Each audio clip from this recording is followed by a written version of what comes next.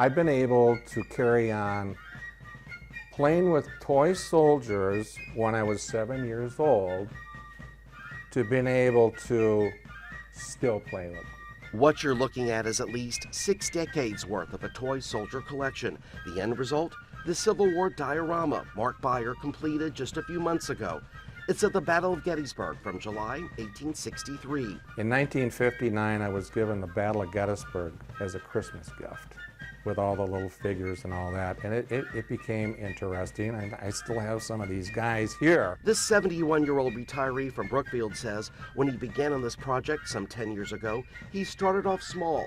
First, there were the designs, then all the pieces. Well, let's put together a few cannons and some guys, and they're interesting to look at. Then I got more and more soldiers and more, and I thought, you know, when you start putting everything together, it starts to take on a little bit of life, and I thought this is kind of fun. Then COVID hit, and he had a lot of time to work on it. The numbers now, 800 soldiers, 85 horses, an old Abe Eagle, dog and cat. These are just the figures. I would study what the people actually wore, what their uniforms might be or not be, what the unit flags looked like, and I could make it all. There are all the flags, dozens of cannons, trees, furniture, 6 campfires with LED lights, a field hospital, kitchen, and graveyard, just to name some of the items. I would network with model railroad people and see the materials that they use and create this stuff. Of course, a big focus, the generals and regiments of both the North and South, included the Wisconsin 2nd, 6th,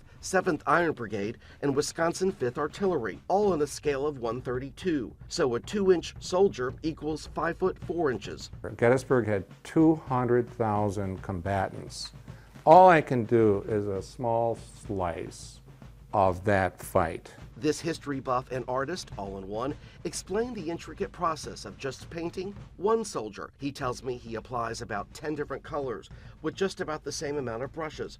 Acrylic paint for the prime coats, oil-based for faces and hands. If I'm putting a first pass on one of the soldiers to put a blue coat on this Union private here, I'm going to put that on as carefully as I can, put his hat on with some color, and then I set them aside to dry because it needs to be dry to come back for the second pass. All the miniature men come from a plastic mold, but for the trees and brush, a lot of time he utilizes natural objects.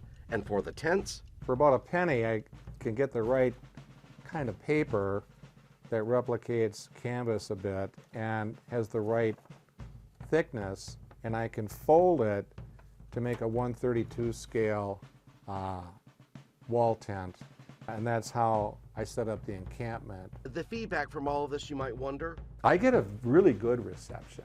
People start to become interested in what's going on in the Civil War, and why do people fight, and how does conflict come to be. Mark tells me he plans on adding 40 more military members to the mix. I asked him if he'd ever move his display from his basement to, say, a museum. His answer?